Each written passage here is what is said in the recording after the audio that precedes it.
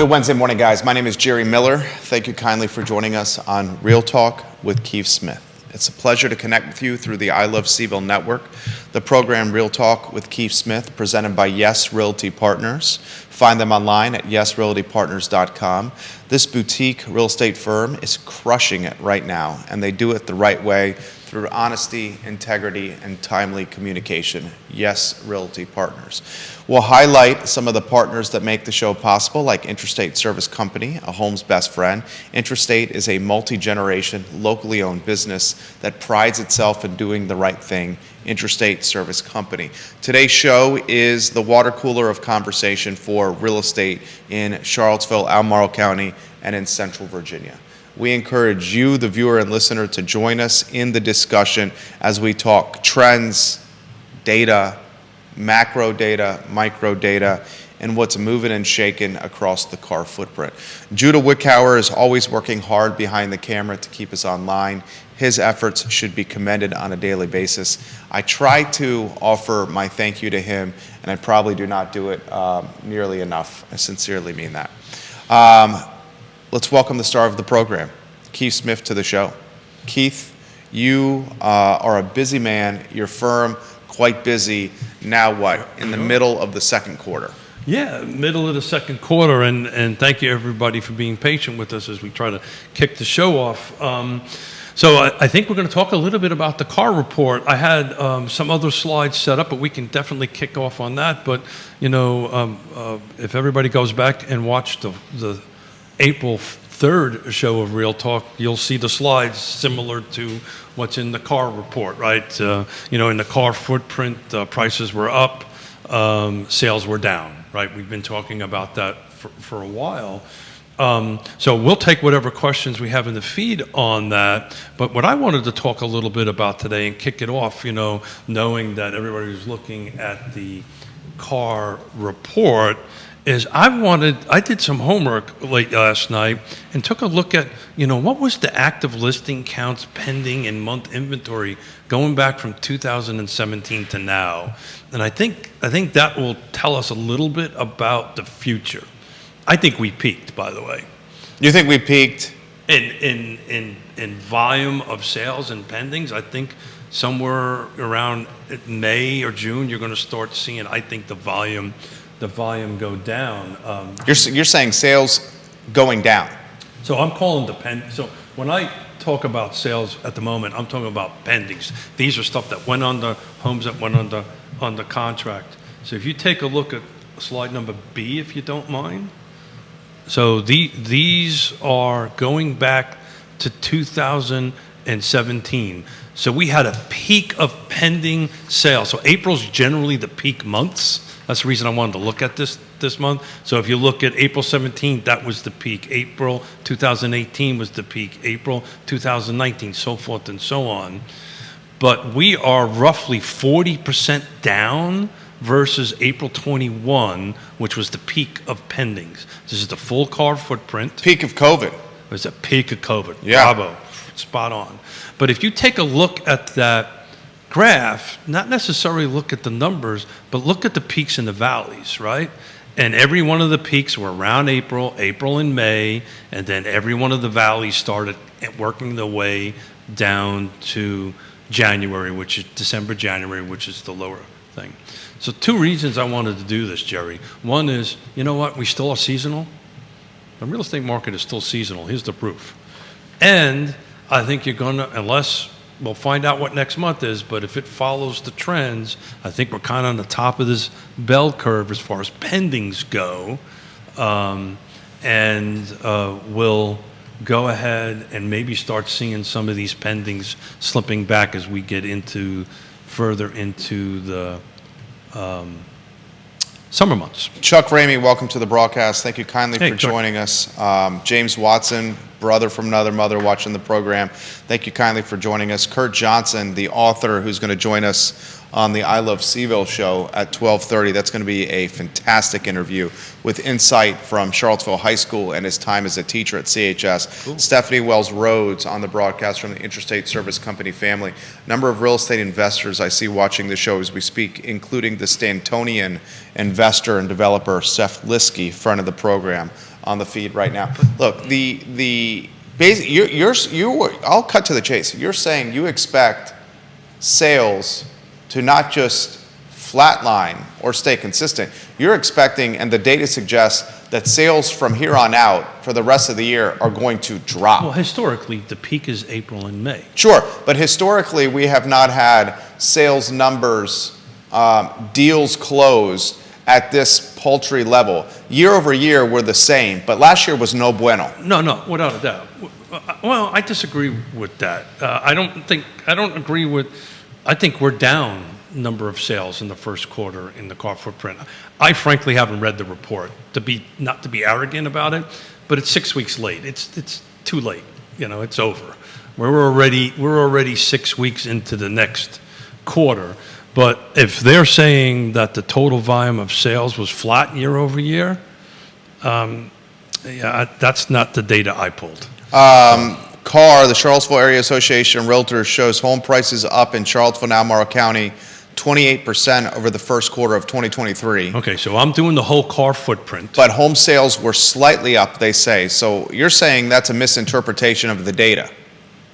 Maybe I'm looking at something different than they did. So I look at and I wish I would have sent Judah these slides from our show on the 3rd, right? But it's you still have them? Yeah, so this would be slide number 1 from the 3rd. I can try to email this to you if you would like. No, he's got the emails. Yeah. So I looked at quarter over quarter, right? So this is the same quarter in 2023, as in 2024. First quarter 2023 versus first quarter 2024. I don't know what Carr's looking at, to be frank with you. They say there were 694 homes sold region-wide in the first quarter of this year, up 1%, which is 6 units versus the previous quarter of 2023. That may be for two different, it's wrong. I can tell you it's wrong. Carr also says home prices are rising quickly in many parts of the Carr area. That is true. The median sales price in the region was $435,000 for the first quarter, up 8% from last year, a $34,000 jump. Does it say buyer brokers comp? No, it says comparison of total homes sold, median sales price, quarter of 2023, quarter of 2024. Carr also says the inventory of homes on the market continues to tighten. 672 active listings in the Carr footprint at the end of the first quarter, That I would agree with. down 4% from a year ago. Okay, I think I've got it. Yeah, that I agree with. So, my numbers, full Carr footprint, this includes new construction and everything, full, and the 6 jurisdictions. The volume of sales were down 8% compared to the following quarter. So the quarter of 2023 versus the quarter of 2024, the volume of sales, the number of transactions were down 8%, while the price was up 9%. And I'd love somebody to tell me otherwise, but this is straight out of Paragon's data that I'm looking at. Now, certain jurisdictions were up and certain jurisdictions were down. But yeah, overall Carr footprint, we are down in South. And ask Fluvanna County down tremendously. According to Carr, 19% in sales in your county. I can tell you, I've got all Which these. is a significant drop for Fluvanna. In volume of sales? Yeah. It's actually down 30%. The volume of sales is down 30%. That's significant. The price is flat, and we talked about this over there. So I don't really know what they're pulling and what they're leaving out. There may be specific properties that they're not including. I don't really know. I'll be honest with you, I've stopped looking at those reports a long time ago, and I pull my own data. Look, all you got to do is ask anybody in the business and find out if they are doing more sales now this quarter versus last quarter. And we're fortunate. We're actually up 30%, our shop, but most folks are not up that high. And the way to go ahead and do that. And so this information I'm going to share right now is straight out of Realtor.com, which is connected to the MLSs. So if you don't mind bouncing around a little bit, look at slide number A. So slide number A is the number of homes actively for sale per month, excluding pending. So you're going to drop what's pending. These are homes that are active per month. The last, the highest peak we were was again in April 2017. We are 68% below that. So there are 68% less homes coming on the market this month of April versus April of 2017. But if you take a look at that wiggly little chart, see how it just plummets all the way down, and it starts basically, you hit 2020. Between 2019 and 2020, it's a slide. It's a ski slope, diamond D slope, slope down, and then it kind of bounces around a little bit over that way. Comments, put them in the feed. Very interesting commentary has been coming up from your colleagues of late. Here's an interesting take. Take a look at that. This is from Jim Duncan. Jim Duncan, one of the owners of Nest, right? I believe so, yeah. Mm-hmm. Okay. He has now indicated to his clients, and he put this on social media. He writes, the advice remains on point from April 2022 for a lot of home buyers. His clients, we just lost in a competitive situation, a house on a market for 3 days that received 9 offers, the winning offer which waived all contingencies. He's now advising, I have recently advised my buyer clients to take a step back from homes that are new to the market. If they are not willing or able to compete at the irrational prices, it's best not to put them in positions where they will be competing against irrational offers. So he's doing his job. He's taking care of his fiduciary responsibility of the buyer. And he knows certain specifics of the buyer that I'm sure he's not sharing there. No, he's saying this to all his buyer clients. I understand that. But what he's basically saying is, don't put yourself in a position to be house rich and cash poor. That's what he's saying.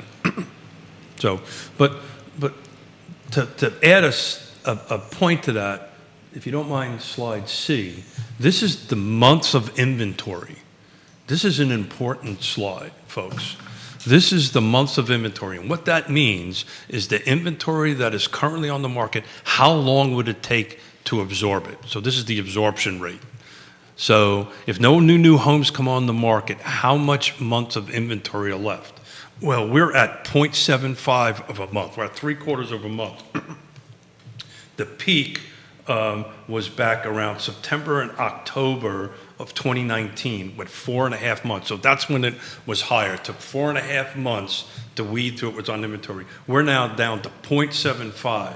And if you take a look at that graph, it's just this kind of constant slide down and has been flat pretty much from the unicorn years to now. But that's an 82% decrease. So to his point is, homes are, there's just not enough inventory. Homes are flipping. And the reason I did all this work last night, Jerry, was, we've been talking about, is things cyclical, right? Where are we at with the inventory? Is things going to get any better? And, even though we might have a little bump of inventory right now, compared to what it was, we've been flat with inventory pretty much since July. It really started around April, May, June of 2020, and it just kind of bounced a little bit all the way across, but we're staying kind of in this flat sub 1 month of inventory. If the market dynamics are Unique. nuanced. You have a Federal Reserve that may now raise rates, hike rates. Inflation has remained pesky and high, and now many of the talking heads and experts are saying Powell has a decision of whether actually to increase rates because it continues to remain pesky. And that is something he's considering. Alternatively, they keep them where they're at for a longer period of time. The cuts are now apparently off the table. Or that 2% wasn't a real number to start with. The 2% inflation mark. Maybe we're kind of in a new world with inflation, right? Maybe instead of 2%, it's 3% or 4%. Maybe that's what they do. I don't think they'll ever do that. They'll ever admit that the 2% is wrong. But look, we've been hovering way north of 2% for quite some time, and the economy's just chugging along. So one, at least I have to ask myself this, and I'm not smart enough to know any better, but is that kind of now the new norm, right? This is kind of the new norm? And that's interestingly what Duncan is hitting at. He says, give us 5 to 15 months to adjust to this new reality and brace yourselves for the themes about the new normal. Hint, normal is whatever is happening right now. Yeah. So is this the new normal? But I'll push back on, and I love Jim to death. I read everything he does. He's super smart. But, look, at the end of the day, the time to buy a house is always now, right? If you need to buy a home. I mean, this is the first time I see a owner of a firm and a broker saying he's telling his buyer clients to wait. But what are you waiting for? And I personally, look, that's his decision. He has communications with his clients, right? And what he thinks the best interest for his clients. I know this much. Unless something drastic happens that impacts everybody watching, listening, or sitting in this studio, home prices are going to continue to go up. Oh, I have no doubt home prices are going to continue to go up. So I left that on a comment on former Mayor Nakia Walker's Facebook page, where she highlighted the area median income of over $124,000. It is going to continue to go up. The family household income for the Charlottesville metropolitan area, over $124,000 family household income. That number is going to go up, and we haven't even seen true affordability issues, folks. Well, it's just going to get worse. It's going to worsen. Affordability. Believe me, I'm in that space every day, right? It's going to worsen. Yeah, We have interest rates now at 7.5%.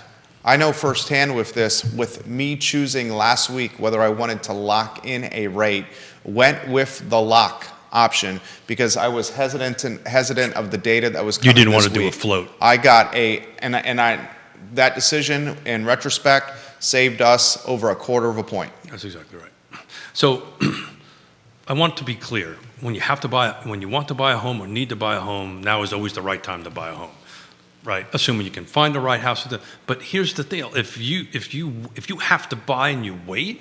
Interesting article from the New York Times pushes back on that comment, Keith. And I'm a huge proponent of home ownership. Yeah. I'm hosting a talk show. I like to keep the conversation compelling, the commentary compelling. The New York Times has now put on its platform that perhaps renting is now the best pursuit. The Times. Did they give you a reason why? And it's also about the metro areas matter. Micro markets matter, Jerry. In New York and all that stuff. You can't buy anything, period. And they're talking nationally. Yeah, look, there's no better way, flat out, period, to create generational wealth. That's the reason why I fight so hard on my affordable housing nonprofits I work with and the work that I do on it. To build generation wealth is through home ownership. Flat out, done, end of story. Now, the point is can people afford it?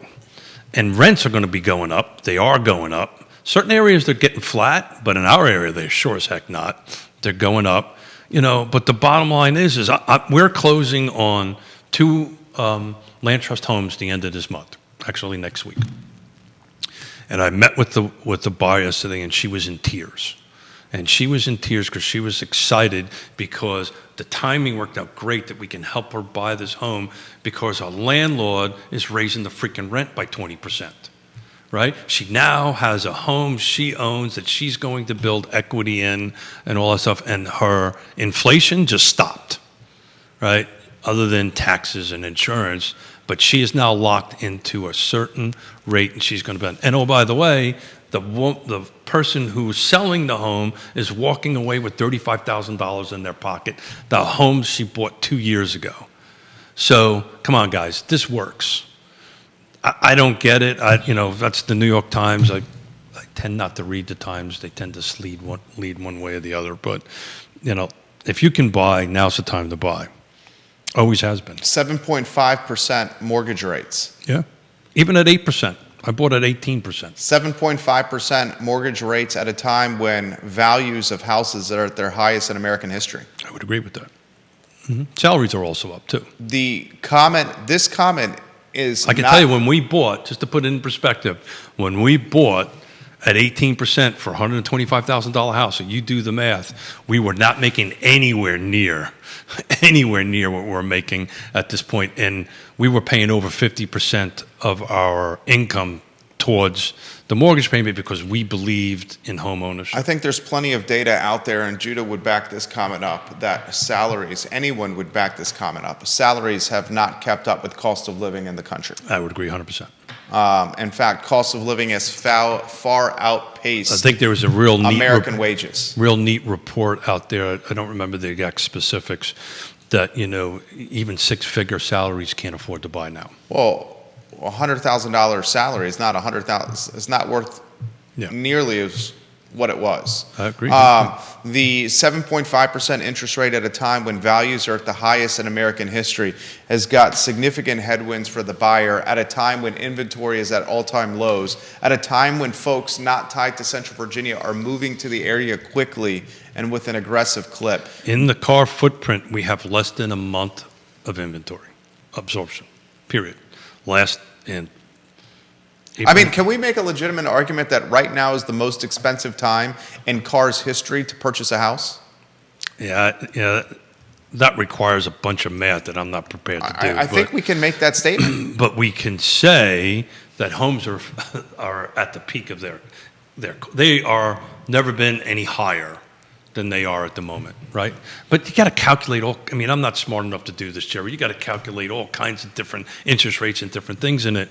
But at the end of the day, we're at north of $300,000-$400,000 to buy a home. That takes a lot. That's low. That takes a lot of income. Yeah, but I'm talking about in the car footprint. Well, in the car footprint, the median price in the first quarter was $435,000. I got $446,000. So we're close. Yeah, which is the median sales price in the region in the car footprint for the first quarter, $435,000. Now, if you take out 8% leap from the previous first quarter of 2023. 9%. With your data. Yeah, we're splitting hairs over, 446 versus 9% and 435 or whatever it is versus 8%. We're splitting hairs on it. I think we're close enough on it, but yeah, we're up. But we talked about this. Remember last year we were talking about things are going to flat, prices are going to come down, all this naysayer, and it just didn't happen, and it won't happen until this 0.75 gets a month's absorbent, less than a month, gets up to a couple of months, right? There's going to be a ton of pressure on pricing. The solicitations are aggressively out again, with folks door knocking, with offers in hand to purchase homes. Yeah. It is aggressively happening in this. Because we have a less than 1 month of inventory in the car footprint. Tom Powell, welcome to the broadcast. Andy Zeman, hello. Sarah Wood, hello. Sarah Hill-Buchensky, Kate Sharks, Ricardo Cruz Duran. Ask Andy, is his application slowing down or picking up?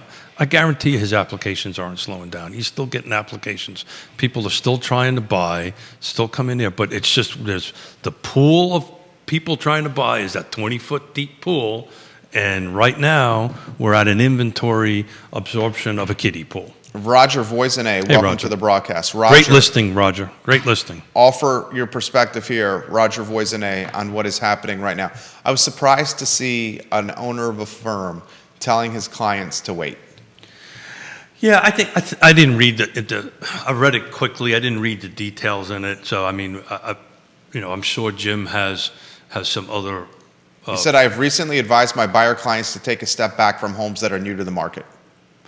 Yeah, so what I didn't run a report on and I can look at this very quickly because it'll take some time. Actually, I can do this because I've set it up. What you're starting to see, and particularly in the city of Charlottesville, Real estate investor Eric Gunderson watching the program. you're starting to see a pretty large percentage of price reductions. And that's because, in my opinion, people, I'll tell you here, hold on a second. Well, I can tell you why that's the case. Well, you'll do that while I, you want to go back a year? How far do you want to go back? If you're listing your house right now and you have a historically low interest rate, a generationally low interest rate, No, that's an not. interest rate that's lower, that's the lowest in all-time history. No, I'm talking about Why prices. wouldn't you shoot for the highest price possible and say, who cares if we don't get it, we'll just wait in our house with this rate? Hold on a second here. It's thinking. I'll tell you here in a minute. So from January 24th to April, Tom Powell, hello. it's thinking. It's not as fast as you and me. I mean, that's what I would do. Yeah. Come out of the gates with a high number, and if I don't get it, who cares? I stay in the house and just have a 2% rate. Yeah. So between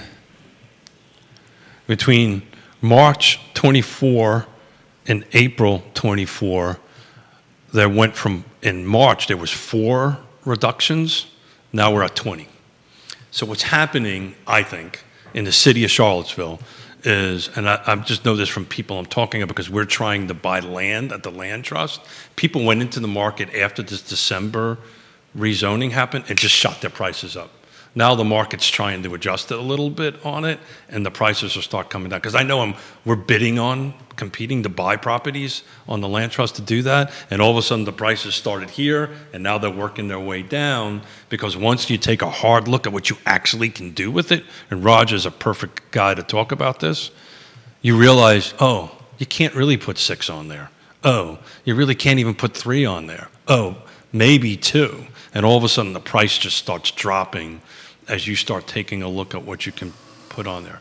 Which again, the folks at the time, if they thought we were going to have 50,000 more people, that's just not going to happen. Are we going to touch on, are you going to touch on, and folks watching the program, I know you're thinking of this. Have you brainstormed the possibility of what happens if Powell, in fact, does a rate hike? So the question would be, if something happens and interest rates all of a sudden flirt at 10, is there some magic number out there that everybody hits the brakes? And we had this conversation last year. We had this conversation when they were raising the rates, right? Is there some ceiling that everybody is going to freak out over? And The Consumer Price Index, which was released 44 minutes ago, showed an increase of 0.3% from March. Yeah, that's great. If I have a commercial loan tied to the CPI, Inflation eased slightly in April. On a 12-month basis, however, the CPI increased 3.4%. Core inflation was at 3.6%. Yeah. If you take out housing out of that, I think that number gets you closer to 2%. But how do you take out housing? You don't. So, but people talk about that. Look, so the question is, does Keith Smith think that if we hit 9 or 10%, because that's the question you're asking me, does the market hit the brakes? 8%. Let's say 8. We're at 7.5 now, right? We've been at 8% already. Did it happen? We were at 8%. Didn't happen. I don't think we were at 8%. I never saw anything that hit 8. Oh, yeah, we were close to it, 7.9. We were close to it. Yeah. I'm saying if it surpasses 8. I do not If it think gets to 8.5. I do not think so. Roger Voisinay, your thoughts. He's offering some commentary. The realtor and broker was thinking if I did not purchase my home in 1982 when interest rates were 16%, I would be much poorer today. That's your point. Not only has the value of my primary residence grown from $56,000 to $1 million, but I was able to purchase 10 homes with my home equity line of credit in the last decade or two. Now, And he lives in the city of Charlottesville. he's 100% right. The mayor of Woolen Mills. So the question is do He's I got a buy now fantastic at property. do I buy now at $1 million, and am I going to get that same appreciation X years out? Somebody would ask that question of us, and nobody knows that magic thing. But here's an example of 16%, and he bought. Roger, chime in. I think inventory has not been this low. I read a report. Our friends NAR put it out, and they're great at their statistics. I've been hard on them quite a bit. National Association of Realtors. But they're great on their statistics. And I have actually got a report that I asked Lawrence Yoon and their people at the state. Chief Economist Lawrence Yoon of And their National statisticians Association of do it. Realtors. The last time we had inventory this kind of low nationwide was after World War II. So we've never seen inventories at this level versus the buyers, the pool of buyers, since after the war, World War II. So, something has to happen very drastic. All of a sudden there's a shot up of inventory, or there's a shot up of maybe the interest rate, maybe that does it. But Jerry, I'll look at it. Hold on a second here. There's still enough cash in the market and such a less inventory. I think cash will just keep the market rolling. Assuming everybody, 8% scares everybody or 9% scares everybody. I don't, it may shock everybody, but I just, based on what I'm talking to people right now on buying, look, interest rates matter, but it's not the decision-making factor on if they're buying or not. It's interesting. I appreciate that commentary. It's interesting the dichotomy you hear from professionals in your business. I respect your position. The difference in opinion. Your position is the time to buy is always now. Mr. Duncan's position is wait 5 to 15 months. Yeah, I think if Jim was here, he'd probably push back a little bit on some of that. I know what he wrote. This is literally what he wrote. I'm reading it. I get it. But the written word. I get it. But look, I'm trying to find something from here to take a look at the car footprint in the last 30 days, what has sold and how much of it was cash versus not. So give me 1 second. So in the last 30 days. He says 5.5%. The delta between 5.5% and 7% is a game changer, a market changer. And who's saying that? Jim. Yeah. Substantive. Subsident. No. No. Substantial shift in the real estate market, 5.5% to 7%. But has it slowed down at all? He says rates could be closing in on 6% soon, which is really high when you're a buyer who has never seen higher than 4.5% and you've been budgeting for closer to 4%. So his comment is right. So what? Then he says, give us 5 to 15 months to adjust to this new reality. Yeah. So what's going to happen is interest rates climb up. It's what already happened. Inventory is going to get worse because even if who's going to get rid of their 2% mortgage? Who's going to get rid of their 3% mortgage? It's just people are doing that. They are. We predicted that. Yeah. Life happens. Yeah. People have to move. People have to buy. So I'm going to tell you. So so in the last 30 days in the car footprint, there was 358 sales. 111 of them were cash. So let's do the percentage on that. So we have 358. Bill McChesney, hello. Travis Hackworth, hello.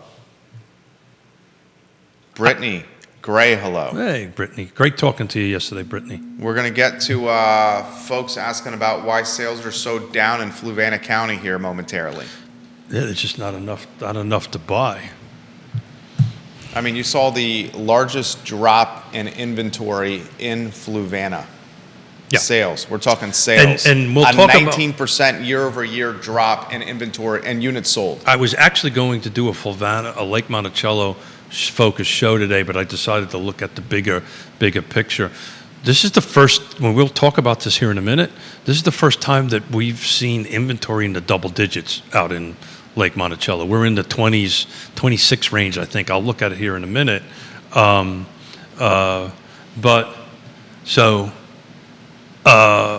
me see the difference between 358. I've got percentage calculator that I downloaded.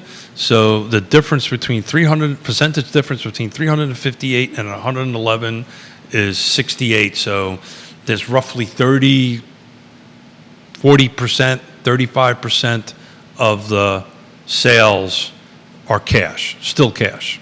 So we're holding that 33 level. 14. There's 14 units for sale in Lake Monticello right now. I looked at it yesterday, and I thought it was in the 20s. 14, and there's 2 paper houses. Yeah. 14 units for sale in a 4,300 unit neighborhood, roughly. That's Lake Monticello. I'll tell you here in a minute. I got it here. Which this is you talk about a dichotomy. How about this statistic for you? Fluvanna County, the first quarter of this year, 2024, versus the first quarter of last year, 2023, there were 83 units sold in the first quarter of last year, 67 in the first quarter of this year, a drop of 19%. Louisa County, on the other hand, the county adjacent to Fluvanna, nothing separating these two counties except for an invisible line. Louisa County had 135 units in the first quarter of last year, 166 in the first quarter of this year, a jump of 23%. And we talked about this. Why is Fluvanna down 19% and Louisa 23%? So first of all, we have to Down 19 Fluvanna, Louisa up 23. So this is Carr you're reading from? Yeah. So you've got to find out if they made the same mistake I made, which is by including the bright agents, which includes up on the other side of Lake Anna, which is part of Bright. If you just change the car numbers, so if you take a look at my numbers that we did for back on the 3rd of last month, I will tell you I've got so Louisa sales were up 55%, and I've carved out. So they're not including the bright agents then? Yeah, I've carved out the bright. This is what they call the origination board. So I don't know what origination board they're using, but if you use all of them, it pulls in different areas. But this is car only. It's up 55%. Medium sales price was up 2%. So there's 55% more sales quarter over quarter. Fluvanna. Now, this is the whole county. It's not including includes Lake Mont, it's everything. We were down about 30% in sales, but the price stayed kind of flat quarter over quarter. But Lake Monticello right now, I was just looking at it. What do you have, 19? Lake Monticello, no, I don't have 19. I think it was 14. You got 2 paper houses and 1, 2, 3, 4, 5, 6, 7, 8, 9, 10, 11, 12, 13, 14. So you're not seeing the coming soon. So there's 1, 2, 3, 4, 5, 6 coming soons. I mean, do you count the coming soons? If you count the coming soons, you have to say some of these could go pending. Yeah. I count what's active. Yeah. Well, 14 active, 2 I like proposed. looking at coming soons because the inventory is so low, right? I can look at coming soons, and if I have a client interested in Lake Monticello, I can start talking to them about it. We just can't go see it. Right. And look for coming soon to go away in the next round of NAR stuff. Why do you say that? I think that's what got us into trouble in the first place. And how's that? I don't know. I'm going to keep my mouth shut because I'm in the middle of a discussion with a couple other my fellow brokers and agents and fellows, and that it's a transparency thing. I think if it's on the market, it's on the market. If it's not on the market, it's not on the market. So coming soon. Coming soon, you could utilize as a marketing window.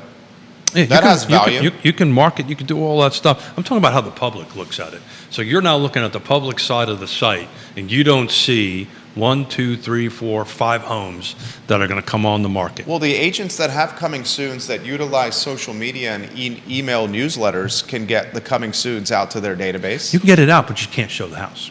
You can't show it in person, but you can show what it looks like. Yeah, sure. Mm-hmm.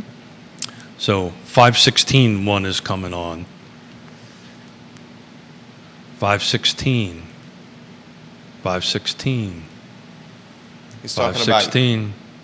about units coming on the market in Lake Monticello tomorrow. So all those other units will come on the market tomorrow, which makes sense. Tomorrow's what, Thursday? Mm-hmm. Yeah. They'll be gone depending on the price point and what they look like pretty quickly. Yep, 325. But so, yeah, hold on a second here. Woody Fincham, hello. Hey, Woody, how's it going, buddy? Michael Guthrie, hello. Georgia Gilmer, hello. With the coming soons, you've got 19. If you back the coming soon out, you're back at your number. We've got 26 in pending. Just to put that in perspective, the median pending price is $342. We don't know what it is because it hasn't sold yet, but we're at $342,000 is a median pending price. That's 3 bedrooms, 2.5 baths, 1,973 square feet, and they've been on the market. It took them 7 days to go from active to pending. Holly Foster and Henrico watching the program. We love when we have the Queen of Henrico watching the show. Welcome, Holly. This is a very nuanced market. And I think... But look, Jerry... I think we can, I'll say this again. October of last year was monikered the most expensive time in American history to buy a house. May of this year A little bit more expensive. has surpassed that. Yeah, sure. May of this year, the rates are the same and the values jumped.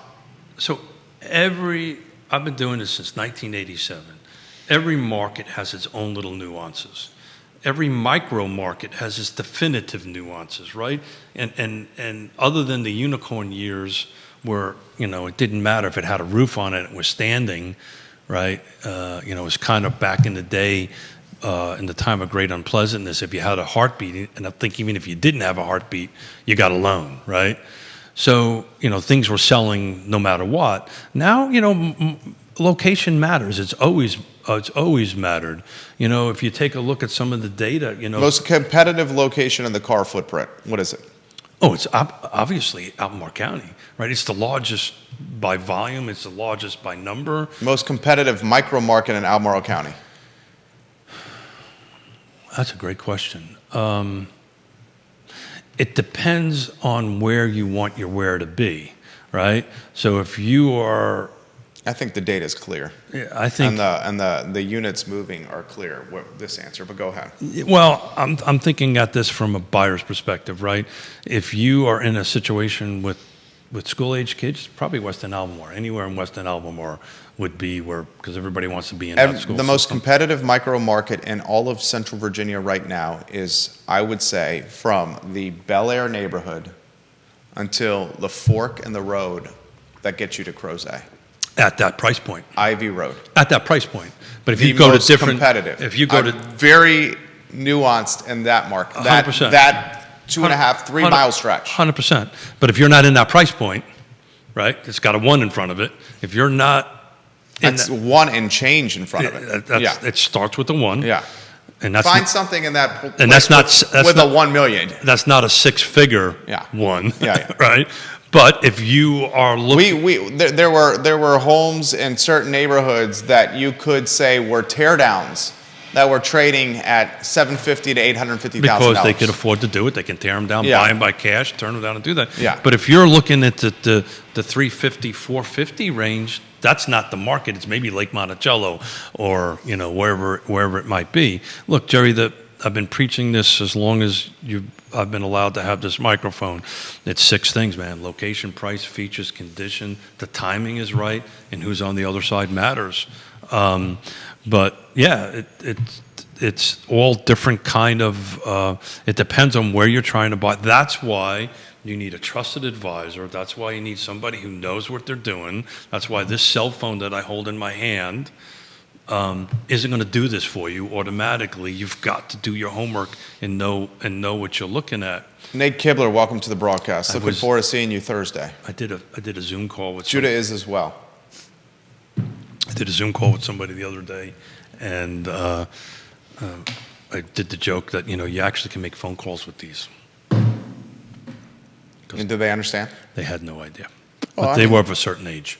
You could FaceTime on them. which is a phone call on Amplify. I love it. We do this every morning with our grandchildren. We have breakfast every morning with our grandchildren. Connecticut, in Richmond, we have breakfast. Other trends or storylines that should be followed right now, Keith, that you've been following? Yeah. What you've been reading, what you've been hearing, the scuttlebutt around the closing table. Yeah, so, I think I just do what I do. I read and I make sure that I understand what's going on in the market and understand what my client is trying to achieve, our client's trying to achieve, either the seller or the buyer, right? What are they trying to achieve? What's their goals and objectives? And we start guiding them through this particular process. So I keep an eye on everything. And in this market, I've learned recently since COVID, just the littlest of things can impact a micro market pretty quickly, right? So I just keep an eye on everything.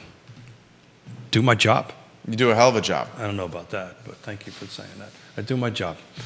I read big letters, pictures. Got to have lots of pictures in it, Little Sesame Street kind of happens. My 1.5-year-old granddaughter, who actually can put full sentences together, helps me interpret. So, any NAR commentary you want to get out? You've been hot on that recently. Yeah, punting this to the local associations to implement, I thought was a little dirty pool, in my opinion. But that's my opinion for what it's worth. I think. Monticello Wine Trail, welcome to the broadcast. Yeah, I think we're going to see. I can tell you in our shop, we are very forward thinking and moving forward with this as if it's implemented now, which we should have. We've always operated under this, always did buyer broker agreements. Everybody always understood who's getting paid and what, and been super transparent. To me, it's not a big deal. Just do what you're supposed to do. We are January, February, March, April, May, halfway through the second quarter. Halfway through the second quarter of 2024. And what report did we get the other day? We got the car report. You've been highlighting that. They are also at the mercy of the data being sent to them. They used to do it on their own. Now that's not done. It's done by VR. They used to Virginia do it on Association of Realtors. They used to do it on So their they're own. getting middleman here. They are getting middlemen. Offering a little standing up for them in this regard. Yeah, here. no, I get it, 100%. I can tell you I do my numbers within a couple of days in the court, but I'm a one-person shop and I stay up all night long and crunch numbers. I get that. You're also not speaking for the second largest, a top 5 largest trade association in the market. And that's what CAR does. That's a lot of responsibility there. So I would think they're the top trade organization. University of Virginia's got them beat. There's more people with the university. So are they considered a trade organization? I would say if you're employed by UVA, there's more UVA employees than there are realtors in CAR. Oh, hands down. Okay. But I think. And I would think that there's probably more folks, and by probably we know, working in food and beverage than there are realtors in CAR. But are they associations? Association is a. Are they required to do business to join an association? I would say UVA joining their human resources is synonymous with what. I think we're splitting hairs. Yeah, right. My point is this: CAR is one of the top 5 groups of employees or workers nationwide, in it's Central Virginia. And the nationwide, it's the so largest. there's responsibility that goes with speaking for a group of that large. Got it. Understood. 100%. For me, it's just me. Yeah, right. For you, it's just you. 100%. I get it. Still, you want the numbers faster. There's no reason why it should take 6 weeks to get numbers. I think that's fair. We're a third through 2024. Yeah. 33% of right now, today. Yeah. A third of the year is over. Yeah. Kids, the school-age children have about a week left of school. And we know what happens in the summer. The market goes into hiatus. Look at slide number B. Right. Letter B. So my point is this. Keith is saying on the program, we've passed the peak of sales for 2024. Yeah. That's what he said today. Yeah. I mean, I didn't say it. The data says it. The data's saying it. And I'm just interpreting. Lonnie Murray, hello. So right now, if you take a look at everything from 2017 and If you wouldn't mind putting that slide up, I'd appreciate it. Donna Price, hello. If you look from 2017 through 2024, Aprils are usually your peaks, right? There's your peaks of the chart, and then things start sliding down after that. I fully expect the same thing to happen in 2024. I think the volume is going to be lower, but the graph, the peaks and the valleys we're gonna start turning it down and going towards December, and then it'll pick back up again. And depending on how this interest rate impacts it, it may pick up that pace or it may not, but it starts waning off somewhere of that. And I just know that because I also got a 21-year version of this for the car footprint, but it was so much information to be impossible to put out there. You were on point today. Yeah, thank you. I knew this car report stuff was out there, and to me, it's antiquated already. But if you're trying What's the data for second quarter shaping out? Well, that's a great thing because Halfway through the second quarter. I have not done that yet, but we're going to wrap that up at the end of this month and see how the first 2 months are doing versus the same 2 months. What's your from hunch last- say? Price is up. Inventory is going to still stay low compared to last year. I think this trend will stay the same as a car footprint. Prices are going to climb. I mean, do you remember this conversation we had last year that nobody thought we would be in single digits year over year or single digit price increase? We had this conversation this time last year. Right. And no, it's 3, 6, 12%. Certain jurisdictions, certain micro locations may be flat or not high up there in the percentages, but you're going to see, I think, volume of sales down. So you got volume of sales dropping. You've got all the new rules changing. People are trying to figure this all out and move forward. That's why I think we're going to see a little bit less people in our business, but it's going to be more. The fact that there are less sales happening and the pool of people that are doing the majority of the sales are staying tight, I think you'll see that trend continue. What's your plan for Friday's show? I think just you and I am, as soon as the show's over on Friday, I'm driving up to New York to do an 85-mile bike ride, and they shut the George Washington Bridge down, and we go 7,000 feet up and 7,000 feet back. So I think we'll just have a little fun and see what the viewers and listeners have to say, and then hit the road. John Blair, we appreciate you watching the program. That post you tagged me in on Mr. Duncan's LinkedIn was excellent commentary today. Yeah, I would love anybody who's watching or listening to this, if Jim can offer some clarity to that would be helpful. I thought he was pretty clear. Let's see what the background on it. I think there's more nuance to what he was writing than what he did, in my opinion. Okay. All right. Keith Smith. Can't see him suggesting to every one of his, if I listening to it, every one of his buyers don't buy for the next 15 months. That's not what he's saying. That may be what's written there, but I don't think that's what he's intending to say. Real Talk with Keith Smith online at realtalkwithkeithsmith.com. Click the Partners tab, and you will find the trusted advisors in real estate, folks that you can count on that have personally been vetted by Keith. He's been in the business since 1988. 1888. 1988. 87, actually, 1987. So his experience of 36 years has significant value. 36 years of experience. Yes, Realty Partners, trust them. Judah Wickower, I trust you. I Love CVille show is up at 12:30 with Kurt R. Johnson, the author of the book, Judah. It's called Schooled, the Miseducation Of an American teacher. of an American Teacher. He spent a year in the hallways and in the classroom at Charlottesville High School. I need to text Yvonne to watch that show as an educator. Judah has read a large portion of the book, as have I. You've heard of sex, drugs, and rock and roll? Yeah, sure. This is sex, drugs, and hallway brawling. Sounds like when I went to school in the 60s and the 70s. The hallways reeking daily Yeah, well, of marijuana. yeah, You were just lucky to get home alive at the end of the school when I went to school, but we'll put that into perspective for another day. Ladies and gentlemen, thank you kindly for joining us. So long, everybody. Keith, very nicely done. Yeah, thank you.